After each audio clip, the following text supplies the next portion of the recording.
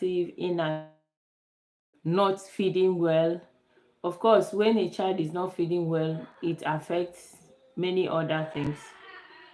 So usually in my practice, we usually start with healing the gut because it's everything. You can't even create a meal plan when a child's gut is not in a good state, because even the best food can be harming the child. If the child, for instance, has leaky guts. So today we are going to be looking at how does parents or anybody who intends to heal the gut, how do they achieve this? How can it be achieved? And the good thing is that we are talking about how it can be achieved within your own home. Yeah. It's not about maybe going to hospital or taking like arrays of supplements or buying all these very expensive remedies out there. We are looking at very simple, basic household item that, let's say, our older parents were actually utilizing a lot, but started losing relevance because people began to feel like they know better, or those parts of those kind of food were no longer in fashion. We want it fast and quick and sweet. That doesn't mean it's not tasty, but because we just want it sweet, we want it fast, we want it as quickly as possible, and most importantly, we want it fashionable. Fashionable in the sense that a mother in the village, instead of cooking maybe porridge with veggies, you are putting noodles in the pot for a baby of 2 years to go to school. So these are reasons why a lot of things are happening, and we are still not looking at how what we eat is affecting it. But beyond what we eat today, we are saying that even the bowel that receives the food is in bad shape. A lot of people's bowel is in bad shape, but they don't realize it. So sometimes you eat food. Monaco, how are you? Sometimes you eat food and you think you are eating the best, you are having a very well, thought out diet, but you might.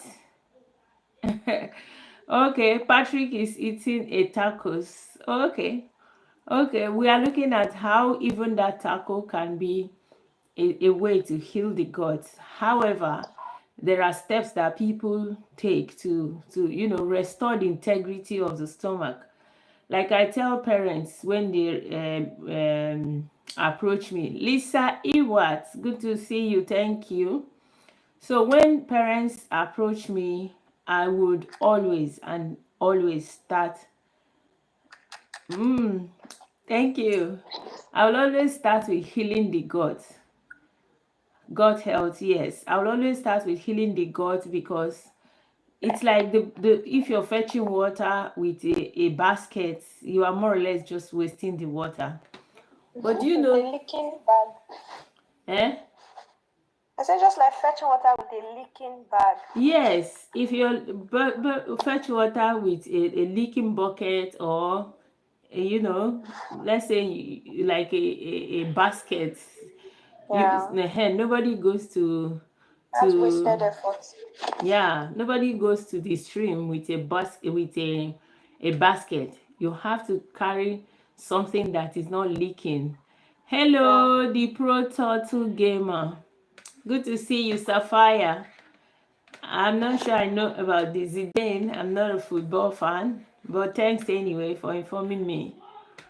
So what we are saying now is, I am not a bro. I am a lady, maybe because I have this hair, but I'm a nutritionist, and today we are talking about healing the gut. We are talking about gut health. Oh, okay. So we are talking about gut health, where we are looking at healing the gut, but we are now looking at in autism. Why are we concentrating in autism? Because in autism, it causes a lot of challenges, because these are children that the damage to their gut, the damage to their system is already profoundly visible in their behavior, in their lack of sleep, in their lack of speech, in their lack of communication. We see that they already have these challenges, which in most cases can be traced back to what is going on in their gut.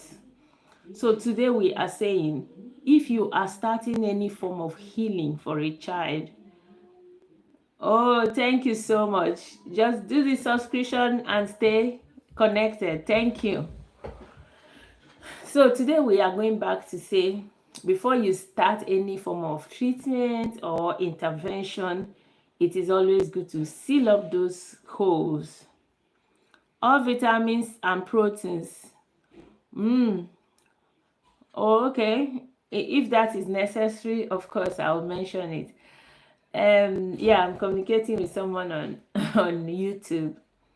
So before you can start any form of treatment, now another reason for this is because the gut is like the receptor for whatever you are putting into the body. So if your receptor is in bad shape, whatever you are putting there is either not going to be well absorbed, or is still going to seep into the bloodstream and cause a lot of havoc. And in case you are wondering what kind of havoc this can cause, it can cause really a lot of havoc, because in many children, the food can get into the bloodstream and gets, activates an antibody, because immediately the blood receives food through the wrong route, which should have been through the lymphatic system and the absorption route. If the food comes in through the hole in the stomach, Kate, welcome Kate, fashion, thank you.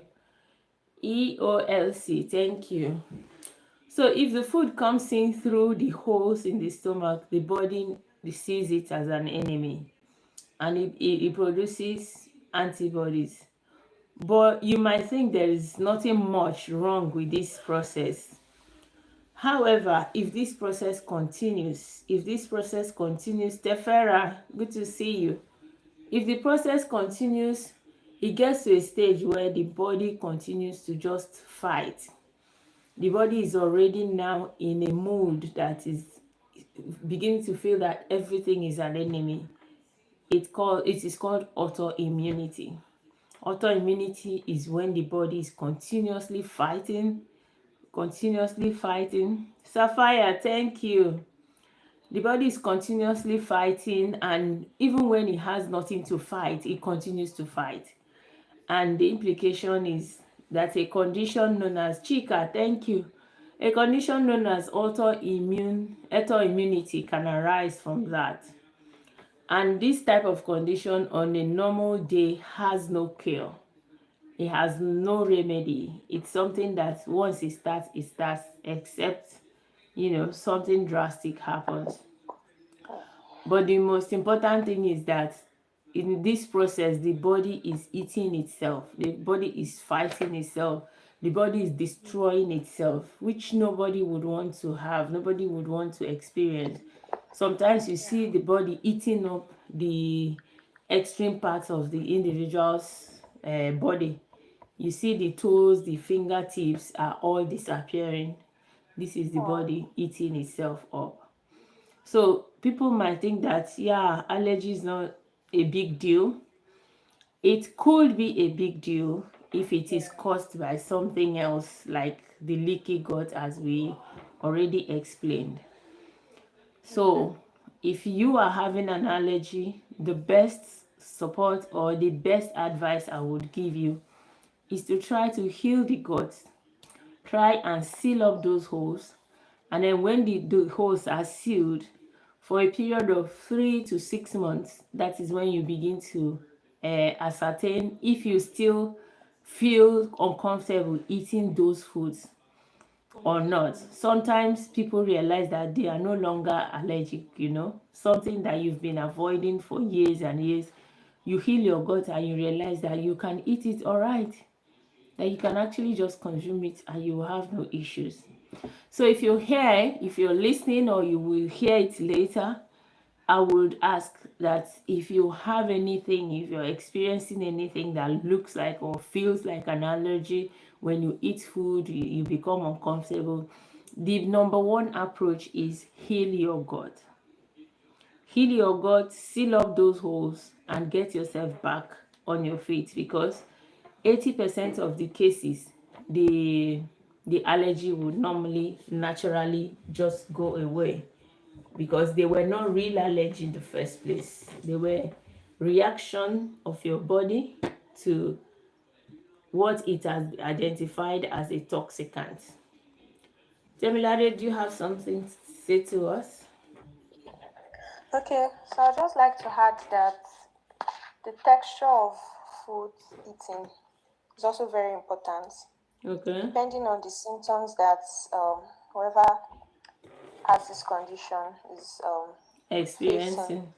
Yes, if it's leading to diarrhea or leading to constipation on the other hand, whatsoever symptoms they're experiencing, the texture of the food also has a long way to go. Just imagine the symptoms such individual is experiencing is related to diarrhea and the person Yeah. is still taking a food that has high fiber. Yeah. So it's just like you are, should I say, aggravating the issue rather than what would have been best is to take a kind of diet that has a low fiber texture Yeah. that would help to ease the bowel movement and all of that. And if it was on the other hand, if it was maybe it was leading to constipation or something like that, Yeah. then definitely the person would need a high fiber diet. That is a diet that will help to aid the bowel movement. So just knowing the right kind of diet to take depending on the symptoms the individual is facing is very important. Yeah. Yeah, that's what I answered. Yeah. That makes a lot of sense. Well, okay, tonight we are now asking. Yes, we have identified it can happen to anybody. It can be, uncomfortable. It can present as allergies. These are things we have said this night. But why is it important to identify and heal the gut in children with autism? Why do you think it's important that we are facing children with autism? So, children with autism are a peculiar set of people. They have their own physiology, they have their own characteristics, they have their own presentation.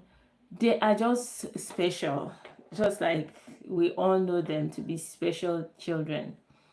But the major concern here is that more than 40-50% of them are nonverbal. So when a child is nonverbal and they are experiencing discomfort, the first thing you will notice is restlessness.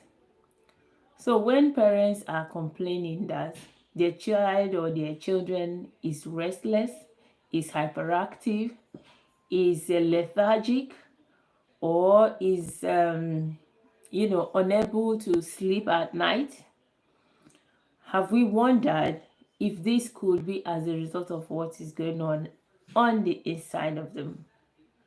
So if a child with autism They're unable is, to communicate. yes, because they can't communicate. They can't tell their parents what is going on in the inside. So why is it important now? Well, it's important because if this child is presenting this kind of behavior, 80% is there's 80% chance that everybody will just attribute it to autism. And then you're asking yourself, what really is even autism? What exactly is autism? Could it be that this thing we call autism is a combination of all the anomalies happening on the inside, and they are kind of exhibiting them in terms of behavior. Abe, Abiodun Aduni, thank you for joining us. Thank you for sticking by. So, does it mean that if we can address many of these things that are going on, okay, we identify the gut is what we are talking today, but I'll just chip in. Like if a child, for instance, has this leaky gut and is experiencing this discomfort, and they also have maybe something like mitochondrial dysfunction, and it is also affecting the way they pass stool, and the stool is being impacted and they are not excreting, and they also have like parasite overgrowth that is not allowing them to sleep well, or that is making their poo smell too much, or making them laugh, or without reason. Is it possible that if we can tackle all of these physiological challenges, that this thing called autism can actually be, you know, uh, improved on? But the situation now is that unless you have someone who has this ability to decipher what a particular behavior can probably indicate, and who will be able to identify the kind of medical test that will be relevant to understand what is happening in different areas of the child's body, you might just end up being stuck with who you have in your hand as your child. You might end up being, you know, just, focusing on resolving the symptoms without actually knowing what actually is happening, without knowing the The basis. underlying cause. Yes, the Yeah. underlying cause. So now today we are talking about these aspects. Remember, I identified like 3 aspects that are like major, which are contributing factors to many of the physiological exhibitions. So when we talk about the gut, that I've already said, the reason we are specifying on autism being that many times when they are uncomfortable, they cannot communicate. Now, we have identified how autism is a condition that requires extra attention. Yeah. So the question now is, what should parents do? How do you heal the gut? And what should you expect when a child's gut is getting healed? As a practitioner for over 10 years, I have seen all sorts. And I mean all sorts in positive way. In the sense that I have seen a child gone from what you can see as bad to self-awareness, consciousness, receptive language, expressive language, communication, like connection with the environment, just by healing the gut. And it's amazing because up till now, even the science research have not, and are not even going to exhaust all the interactions that happens between the gut and the brain. And I'm just saying, is it possible that this autism thing, that the answer lies in this analogy? So how do parents heal the gut? Locally, internationally, globally, there is a particular remedy that, should I say, being overlooked, that is only being promoted by health enthusiasts, and that is bone broth. I don't know if you know bone broth. Do you know bone broth, Emilade? Bone broth. Yes. Have you heard about it? Yeah. That is when we cook bone, the liquid, the water, right? That's what you mean. The soup from cooked bone. Yes. Yeah. Okay. So that is bone broth in a wider perspective. But recent research, maybe not recent research, observation, has found out that there are parts of a meat, there are parts of an animal carcass that contain more of the condiments that resemble the material of the abdominal walls than other parts. Let's Okay. say if you have a cow leg, for instance, you will realize that there is this substance that is between the bone and the flesh. No, the bone and the, what should I call, pomo? The skin. The skin, the cow uh skin. Yes. There's this very, up to this much, up to Mm. this much substance that is between the bone and the skin. And if you also Yeah. notice the skin of this part, which is the cow leg and the cow head, their own skin is not as rough as the skin of the rest of the body. So what we are now doing is that we realize that substance, which is gelatin, is one of the components that could go to your gut and act like a cement to heal the gut. So the target is now, how do we remove them and utilize them, and at the same time be able to also recover some nutrients from the bone of the cow.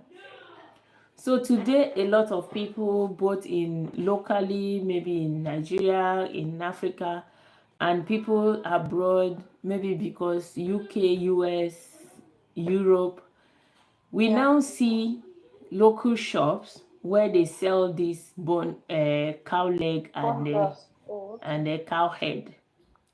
Okay. So what we ask parents is that instead of using just bone, that is the traditional way of making bone broth, you should be able to use this cow leg or cow head to be able to extract that gelatinous substance that is very abundant in this part of the animal, by cooking it for like up to 3 to about between 2.5 to 3 hours. Now this is also a tweak. It's a tweak because if you now just take Google and say, how do you prepare bone broth? It's going to tell you that you slow cook for 6 hours, for 12 hours. Some people even cook for 24 hours, however long you Oh. want. But here is the catch. When it comes to children with autism, they are not like the general public. They are nowhere like the general public. So we are very careful when we offer them things, because what can cure others can actually mar others. So what we do is that, because if you cook any protein material for a certain length of time, it starts producing a kind of chemical known as biogenic amine. So this biogenic, pardon? No, I'm with you. I can hear you. Okay. So this biogenic amine is also acting like allergy chemical. So instead of producing this biogenic amine and giving it to your child, we say do not cook it to the extent that the meat should start producing biogenic amine. That is why for children on the spectrum, you don't cook it like the way that traditionally is how to cook bone broth. Traditionally, you cook bone broth by cooking it and cooking it for so long, slow cooking, 20 hours, 18 hours, 12 hours, no matter, depending on how long you want to cook. But in autism, we are saying do not cook it for that long, because the more you cook it, the more you produce the biogenic amine, and the more it will start also triggering a form of allergic-like reaction in the But children. according to what you said earlier, if I'm getting you well, it shouldn't be cooked for more than, Three you said hours. 2 to 3 hours. 2 to 3 Yeah. hours. Yes. That's the bone, for the bone broth. That's the cow leg or cow head. Okay. Mm. As for children with these specific needs. Yeah, children with additional needs, neurodivergent children, children with autism, ADHD, or some families still just know that their children are kind of hyperactive, restless, does not sleep well. They don't really have to have a diagnosis, and you don't even need to have a special need child. As a home, you can make this as a habit to be healing your gut, to be nourishing your gut with the right kind of nutrients. Now, this is like one part of the puzzle. You supply things like the gelatin to seal up the holes in the stomach. Crafty granny, thank you. You use things like gelatin from the cow leg to seal up the holes in the stomach. You now target that to supply good microorganisms through the use of probiotics, through the use of things like cafe, through the use of things like non pasteurized yogurt, through the use of locally you can use iru. But yeah, the danger in iru is that once it enters fire, it's gone. Unless you are eating something like nkwobi or abacha that you don't have to cook the condiments before you use them. Things like fermented foods, Okay, you like mean taking the iru raw, the locust yeah, beans raw? yeah. If you can, is there any Yoruba dish that you can put iru raw? Uh, well, my knowledge of using iru of taking iru is just for cooking soup. We don't really eat it raw, except one just decides to eat it raw, just just for personal choice. No, but is But when it you want edible? Is it raw? In locust its beans, raw form, yes, is it edible? Like, not like is it edible in terms of safety, but is it edible in terms of palatability? yes, the locust beans I buy from the market, yes, Yes, it is. It it is. is. Just depends on each individual. Some people won't like to eat it raw because of the distinct, let me say, aroma. Let me use the word odor. It has a very pungent smell. Yeah, So I know. a lot of people won't like to take it raw. So they prefer to cook it in their soup, their stews, their vegetable sauce, and all of that. But anybody who can eat it raw can actually eat it raw. Yeah. Yeah, it's eatable. So if it's edible, sorry. Yeah, See, I it won't stay is. long. I'm really tired. Like, Yeah, I can see that. Sorry. I guess you had a long day. oh, you don't want to know. Seriously, you don't want to know. You should just come to my house and help me. Oh my God. Yeah. I have I'm alone with my children, so Oh, it can be crazy, As an adult, it's only what you get done that gets done. yeah. And the house is Well just done. everywhere. You wash, you scrub, you cook, you they didn't tell us like this. They didn't explain it well what motherhood entails. I'm not scaring you. You better come and get your own as soon as possible. Oh my God. What is your plan, seriously? My plan about About life, about getting little ones. we'll talk that off camera. Oh dear Lord. What if I was going to hook you up with someone here? Oh, I don't want that. Well, anyway, so back to our topic. If anybody can afford to have it, it's more beneficial actually eating it raw. But in Igbo dishes, we have some dishes that doesn't need to enter fire and you can eat it, and we use those kind of fermented condiments to prepare them. So we have the abacha. Abacha is the dish, so but it's what we use to make it. we have the nkwobi, we have the sometimes things like maybe the other kind of foods that you need ukpaka to do. You don't need to have cooked it for you to use it. You can just, put it on top of the food when you're about to stir it. So at the end of the day, people are encouraged to heal the gut and restore the microbiome. And these two processes go hand in hand to create that good enabling environment for to thrive. To thrive in the sense that a lot of people are losing nutrients just by having a leaky gut. So, oh my God, it's such a complicated process. Whatever is going on in your gut is a very complicated. If your gut is not good, it could lead to so many things. Now, imagine a child that the gut is not in a good state and the food they are eating are not digesting well. The implication is that they are not getting enough nutrients. Yeah. And you can imagine what lack of nutrients can do.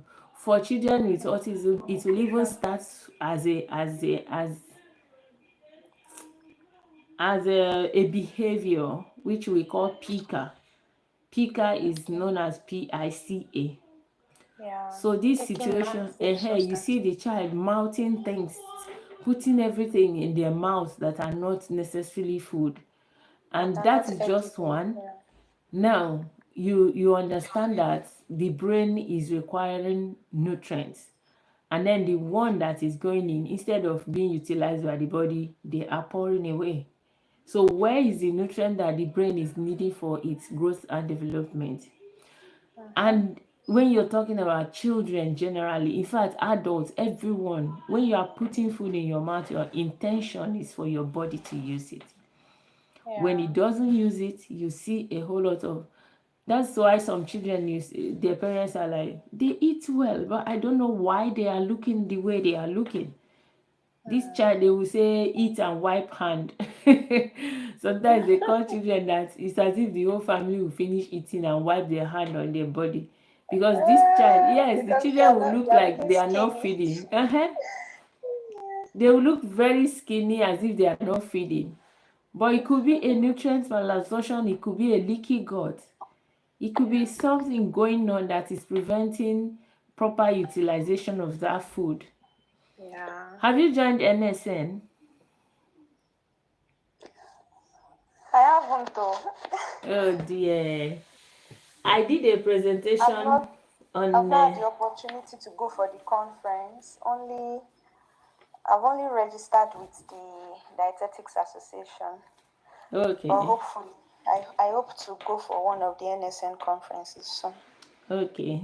We had no. Anyway, it's not the national.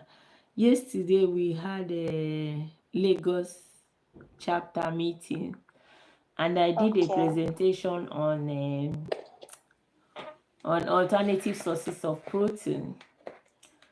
So that presentation was kind of, even to me, kind of eye-opening, because we realized that some of these sources of protein, as much Yeah. as we would want them to have what they have, they also contain things that are making it not, really Bioavailable. available. Yes. So that is also what is happening to a child that has leaky gut, for instance. All the food they are eating are not being utilized. Underutilization, malabsorption, leaky gut, and all these things, they can point to malnutrition. And malnutrition, I know, is a very dear topic to you. Actually. So tell us what can be expected when a child is malnourished. Okay. So one thing I'll say about malnutrition is that there are different causes of malnutrition. For example, looking at the UNICEF conceptual framework of malnutrition, we have Yeah. the immediate causes of malnutrition, such as diseases, infections, we have the underlying causes, which could be as a result of inadequate care. It could even be inadequate care of the children or their mothers, or environmental factors. And we also have basic causes of malnutrition, such as it could be the societal factors, resources, and all of that. And it could also be a vicious cycle. That is as a result of infection. So it's not a straightforward thing. There are a lot of causes of malnutrition, like you have said. It could be as a result of malabsorption of nutrients. It could be as a result of external factors. It could be as a result of infections and all of that. But the most important thing in addressing malnutrition is to actually start from the immediate cause, at least to relieve the child of those symptoms first. To ensure that the condition doesn't deteriorate further. Then after those conditions have been relieved, then the underlying causes, the basic causes could then be addressed. Yes. That is explicit. But you know, the condition is a very tricky one, because many people may not realize it, but a lot of people are going through a lot that even beyond affordability, a lot of children are suffering from malnutrition because they rely on someone to feed them and that person is not available. Definitely, they are vulnerable. So there are lots when it comes to children with autism. You remember our earlier lectures, we talked about many things that can result to malnutrition in children with autism. They are the mercy of their caregiver. They'll take anything their caregiver gives them. But what I need you to be picking from what we are saying is that you see now that what you listed here are the classroom theory. But do you realize that it is very far from what we discussed that could be causes of malnutrition in children with autism? So when you talk about general public, it's a different story. So the day we spoke about malnutrition in children with autism, we talked about mobility issues. We talked about depending on the health caregivers. We talked about nutrients malabsorption. We talked about this leaky gut. So you see, they are so different. Sensory sensitivity. Sensory sensitivity, yes. So when you are looking at children with autism, that's why I used to tell parents that our intervention, what we are doing this with these children, it's not something you can just like, okay, I just saw that this person is maybe a nutritionist or a dietitian or a doctor, and then you are like, yeah, they can support me. No. The only people that can support you are people who have gone beyond the classroom to add extra layers of acquire layers of experience, layers of studies, gone beyond the basics, because no child on the autism spectrum is the same, and no child on the autism spectrum that their physiology is the same as a neurotypical child. No. If they were, then they would be neurotypical, but they are not. So the question here is, even if you're healing the gut, look now, when we have talked about healing the gut, we see that there is different ways of healing the gut when you are a neurotypical and when you are on the autism spectrum. So when you are neurotypical, you can burn your bone broth overnight. If you like, keep it 5 days. That's your business. But when you are a child, when you have a child on the autism spectrum, you want to heal their gut, you saw there's a twist. You can't cook it. You shouldn't cook it more than a certain length of time. because you'll be producing biogenic amines which can turn around and be detrimental to the health of that child or to their comfort. So when we are referring to autism, or neurodevelopmental challenges, people tend to feel that these people are making too much noise. But look, I tell parents that what you are going through, what you are pursuing is extraordinary. So you don't expect.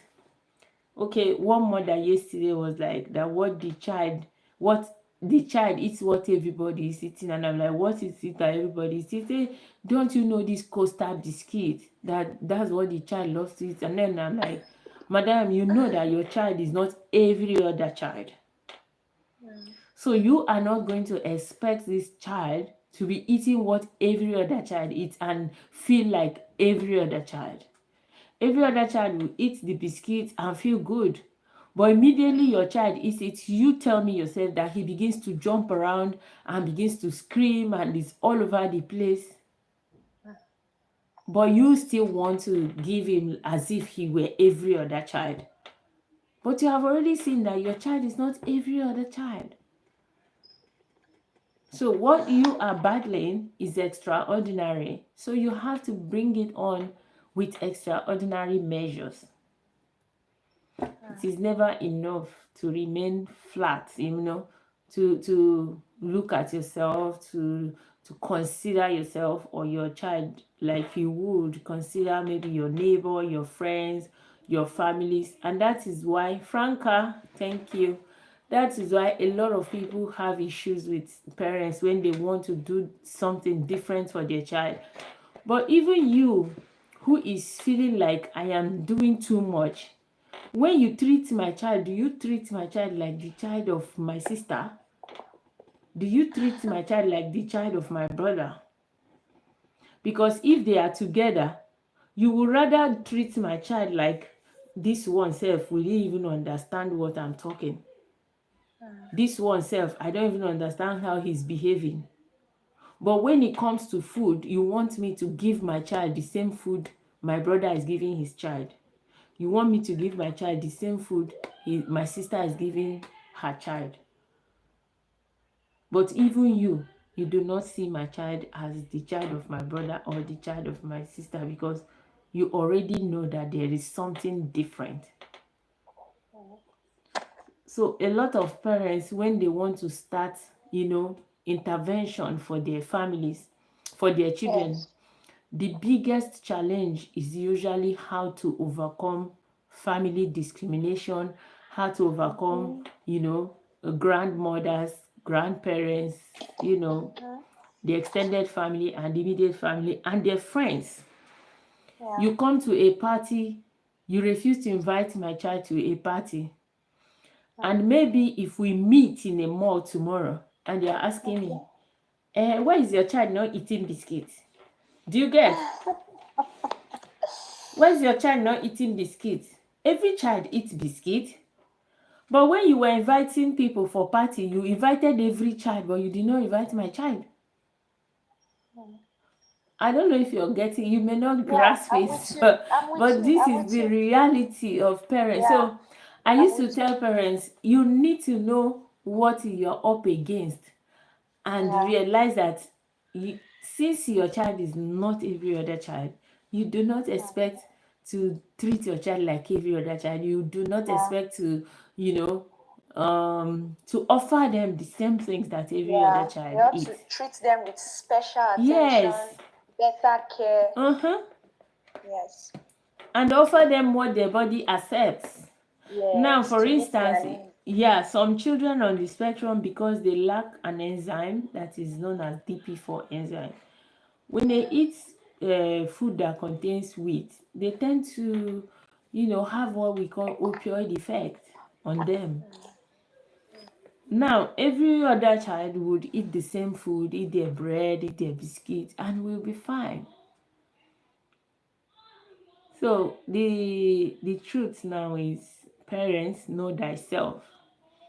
Understand that this is not the ordinary. So what I am battling is extraordinary, so I have to do extraordinary things if I am going to see a different result.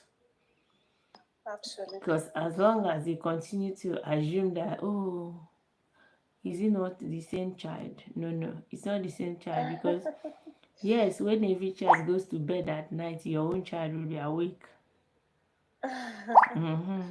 That person that is angry with you for not giving your child what they want you to give them would have been sleeping in his or her own house, and you and your child are battling at home because your child cannot speak, because your child cannot sleep because of what they ate earlier in the day. And whoever That's why you they are need trying to please, special care and attention. yeah, They absolutely need that.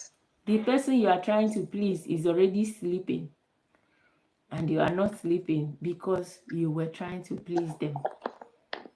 I think it's very important for each parent to understand, especially their children with special needs, to know that their needs differ from others and they should try as much as possible to meet those needs, not minding what Not minding, other yeah. people may say. Yeah, very It's actually important. the first, the first lesson is, look, this has happened. I know now that we are not everybody. So I'm going to make up my mind to fight for you. Yeah, Tell your child, I've made up my mind to fight for you because I know you are not every other child and you need me. definitely. Okay, I think we talked a lot today about healing the gut.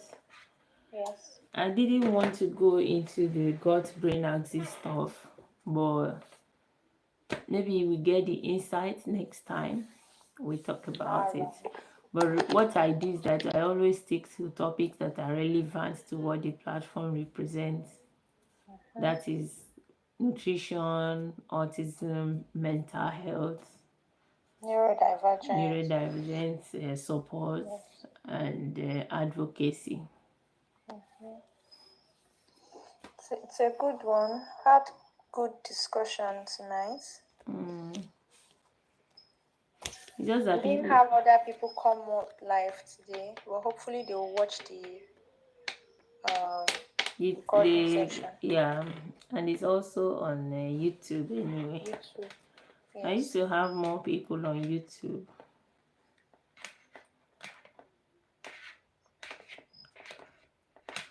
All right, Emilade.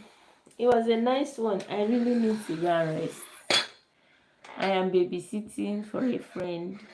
I have sleepover visitors, so Oh. I have to go and rest. And then have a lovely evening. Enjoy your Sunday And you can tomorrow. go catch some rest. You need it.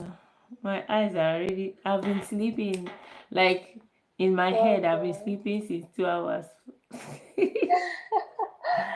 I understand you want to try your best to show up, but at You know times how when the it body is. needs rest, Yeah, you you have know how to. it is.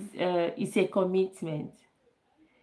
It's a Yeah. commitment. If you keep showing up, you keep building, and when the algorithm understands your pattern,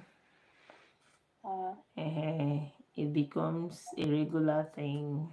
At so time, you do so program.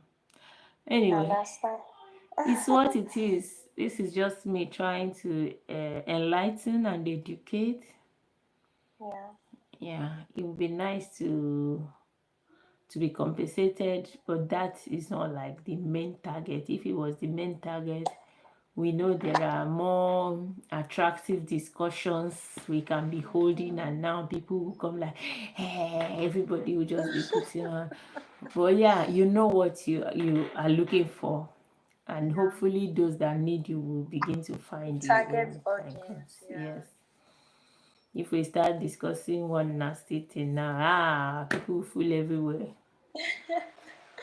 Or maybe if I remove my shirt now, Temilade, hey, you have 100 million views.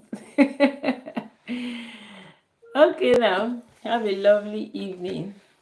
All right. Thank It you was a very good one. much.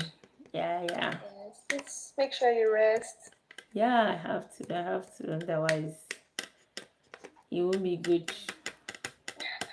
Both for All me and right. those that rely on me. Yeah. Thank you for showing up. Yeah. Have a good evening. And you too. Good night. Bye. Yeah. Bye.